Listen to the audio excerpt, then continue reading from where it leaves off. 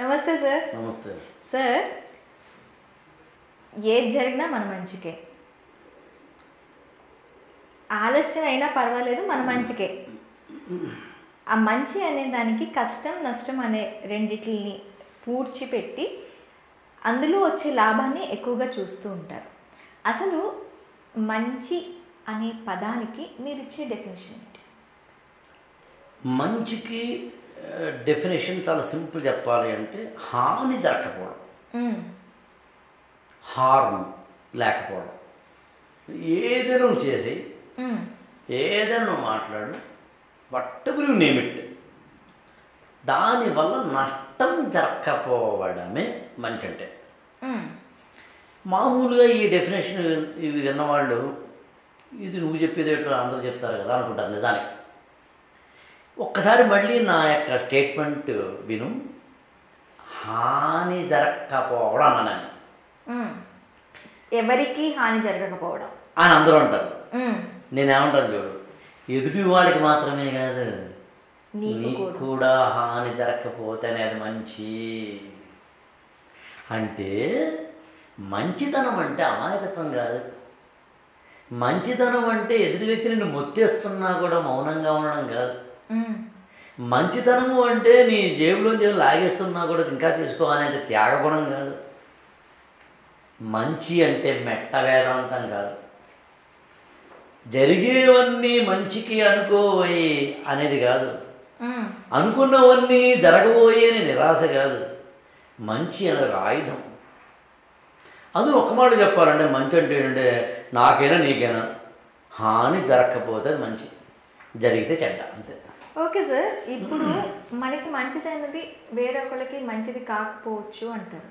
మంచి చెడులకి డెఫినేషన్ లేదు, అది నువ్వు చూసే దృక్కోణం బట్టి ఉంటుంది అంటారు. దీన్ని ఎలా చెప్తారు మీరు? యాక్చువల్గా దాన్ని స్పష్టంగా అది రైటే కూడా.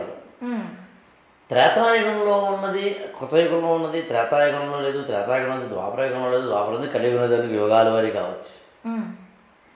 ఆడపిల్లకి 8 ఏళ్ల వయసుకే పెళ్లి చేసేయాలి అనేది 150 సంవత్సరాల కింద ఈ దేశంలో మంచి. అష్టవర్షాత్ భవేత్ కన్యా. ఆ తర్వాత దాన్ని 11 ఏళ్ళకి మార్చారు, తర్వాత 15 ఏళ్ళకి మార్చారు, తర్వాత 18 ఏళ్ళకి మార్చారు. సో మంచి ఆ రోజు ఇవాళ దాన్ని ఈ కంటితో చూస్తే చెడ్డ అవుతుంది. అందులో మంచిని చెడ్డని ఎప్పుడూ కూడా చూడాలని అనుకుంటే కాంటెక్స్చువల్గా చూడాలి. కాంటెక్స్చువల్గా చూడడం ఎప్పుడైతే జరిగిందో, ఉదాహరణకు వానపాములు ఉన్నాయి, కప్పలు ఉన్నాయి. మీరు మా ఇంటికి వచ్చారు, నేను కప్పలతో భోజనం తయారు చేసి పెట్టాను, మీకు చికెన్ పెట్టినట్టుగా తింటారా? చీ అంటారు. చైనాలో అదే ఆహారం. మరి చైనా వాడిని నువ్వు చీ అందామా? వాడిని తప్పు పడదామా? కాదు. చైనాలో 1970లో 80లో విపరీతంగా జనాభా పెరిగిపోతున్న రోజుల్లో, జనాభాకి సరిపడా ఆహారం లేని రోజుల్లో వాళ్ళు ప్రత్యేకంగా చట్టాన్ని రూపకల్పన చేసుకుని అవసరమైతే ఇంకో ఈ జంతువులను కూడా తినచ్చని చెప్పి లిస్టు తయారు చేస్తున్నారండి. ఆ లిస్టు తాబేళ్ళు, మొసళ్ళు ఉన్నాయి. మరి ఆహారం కదా అది, తప్పెలా అయింది? అందుకని జీవితంలో మంచిని చెడ్డని బేరీజు వేయాలి అంటే కాంటెక్స్ట్ ఇంపార్టెంట్, సందర్భం ఇంపార్టెంట్. అతను పొడి చేశాడు, కత్తితో పొడి చేశాడు, దారుణంగా ఇలా కట్ చేశాడు. యాక్చువల్గా తప్ప ఒప్ప అంటే ఎవరెవరిని పొడి చేయరు. తన మీదకి అటాక్ చేస్తున్న వాడిని తిరిగి పొడిచాడా? పొడవబడిన వాడేమో పేషెంట్, పొడిచిన వాడేమో డాక్టరా? We don't know. కాంటెక్స్ట్ లేకుండా మంచి చెడ్డలని బేరీజ్ వేయకు. అందుకు నేను ఎప్పుడు ఏమంటానంటే జడ్జిమెంటల్ మెంటాలిటీ ఉండకూడదు. జడ్జిమెంట్ మంచి అయినా సరే చెడ్డైనా సరే. అందుకని ఎప్పుడూ కూడా మనిషిని నువ్వు అర్థం చేసుకోవాలి అంటే పరిస్థితిని అర్థం చేసుకోవాలి. పరిస్థితిని అర్థం చేసుకున్నప్పుడు మంచి ఏంటో చెడ్డ ఏంటో తెలుస్తుంది. నాకు తెలిసి ఈ మొత్తం భూప్రపంచంలో చెడ్డని దాన్ని నేను చెప్పినట్టుగా ఇతరులకు హాని చేయడమే. కాబట్టి హాని చేసేంత నువ్వు ఏం చేసినా కూడా అది సిచ్యుయేషన్ ఒక్కొక్కసారి తప్ప, లేకపోతే మాత్రం అది రాంగ్ అవుతుంది. అందులో నేను ఎప్పుడు ఏమంటానంటే మంచి చెడ్డ అనే పదాలు వాడేసి తీసేద్దాం, డిక్షనరీ నుంచి తీసేద్దాం. అలాంటి కొన్ని పదాలు తీసేస్తా తెలిసిన నీకు ఆంథ్రోపాలజీ అని సబ్జెక్ట్ ఉంది. దాని డెఫినేషన్ మొదట్లో ఏం చేసిన ద స్టడీ ఆఫ్ మ్యాన్ అన్నారు, ఓకే, ద బిగినింగ్.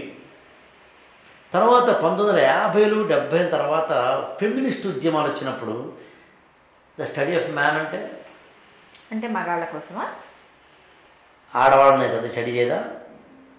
అలా కాదమ్మా, అక్కడ మనిషి అర్థం అంటే ఆడవాళ్ళ మనుషులు కదా. ఇంగ్లీష్ గ్రామర్లో ఇట్స్ వెరీ పెయిన్ఫుల్ చెప్తాను నీకు.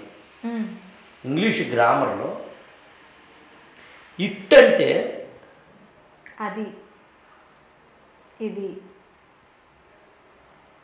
అంటే కుక్కకి ఇట్టే,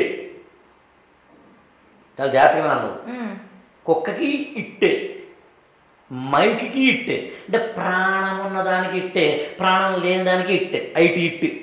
it is a camera, it is a dog, it is a mic, it is a tea cup. ఓకేనా? ఇప్పుడు తిరగాయి. ఆడవాళ్ళకి షీ ఉంటుంది, ఇట్టు ఉండదు. గడి పాయింట్ కదా, ఎంతవరకు బాగా ఉంది కదా. ఇప్పుడు హార్ట్ బ్రేకింగ్ న్యూస్ ఒకటి చెప్తాను నీకు, తెలుగులోకి రా. నేను, మేము, ఉత్తమ పురుష, నువ్వు, మీరు, మధ్యమ పురుష, ఇలాంటి అంటే పురుష అని మనకి ఉంటాయి. వ్యాకరణం వ్యూవర్స్ వ్యాకరణం తెలియకపోతే అని చెప్పి కొంచెం లైట్లీ చేస్తున్నాం. అతడు, ఆమె, అది, అతడు, ఆమె, అది ప్రథమ పురుష అంట తెలుగులో.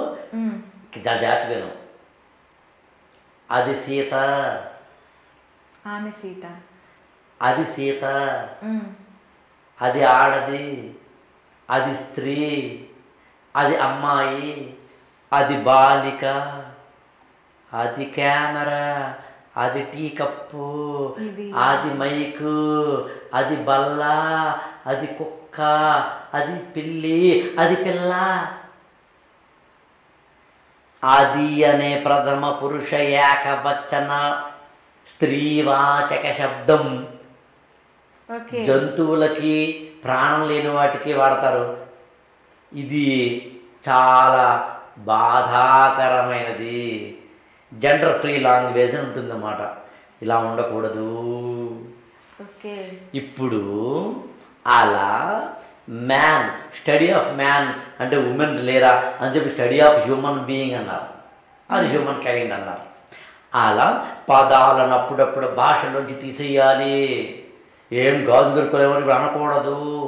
కులాన్ని, మతాన్ని, ప్రాంతాన్ని, వ్యక్తుల్ని, జెండర్ని కించపరిచే మాటలు కానీ సామెతలు కానీ ఇప్పుడు భాషలో ఉండకూడదు. మనం ఆధునిక ప్రజాస్వామ్యంలో ఉన్నాం, మోడర్న్ ఏజ్లో ఉన్నాం. ఏంట్రా ఆడదానిలో ఏడుస్తున్నాం అనకూడదు. కాబట్టి ఏంట్రా మనుషులో ఏడుస్తున్నాను. ఓకే, అంటే జంతువులు ఏడవా సార్? జంతువులు ఇదే బాబా ఏడవ, గమనించవలేదు. అమ్మనంతే కదా, జంతువులు ఎప్పుడు కన్నీరు కారుతాయి, ఎప్పుడో తప్ప కారుతాం. మనిషే కదా ఎప్పుడు ఏడుతుంటాడు, ఎప్పుడు ఏడుతుంటాడు. అమ్మా నా దృష్టిలో ఎందుకు చక్కగా అనిపిస్తుంది. ఎప్పుడు ఏడుతుంటారు కొంతమంది, ఎప్పుడు వాళ్ళు ఫేస్ పెట్టుకుంటారు. సరే పక్కన పడతారు. ఎందుకు చెప్తానంటే భాషలోంచి మంచి చెడ్డ అనే 2 పదాలు తీసేయాలని చెప్పడం కోసం చెప్తాను ఇదంతాను. మరి ఏం చేయాలంటే సరైనది, సరికాదు, ఈ 2 పదాలు ఉండాలబ్బా. కరెక్ట్, ఇన్కరెక్ట్ ఉండకూడదు, గుడ్ బ్యాడ్ ఉండకూడదు. ఉండాల్సిన వాడు అప్రోప్రియేట్ అండ్ ఇన్అప్రోప్రియేట్, తగినదా కాదా, తగినదా కాదా అంతే. You have to give this only అంటాను నేను, తగినదా కాదా. ఎక్కడైనా సరే అతను కప్పలు తిన్నాడు, చైనాలోనా తగినది, ఇండియాలోనా కాదు. అతను ఆమెతో సంభోగించాడు, వాళ్ళిద్దరు భార్యాభర్తలు కాబట్టి తగినది, కాకపోతే తగినది కాదు. చట్టం వేరు, ధర్మం వేరు. మళ్ళీ అంటే సుప్రీంకోర్టు చెప్పింది ఒకలా ఉంటుంది, కానీ నిజ జీవితం ఇంకోలా ఉంటుంది.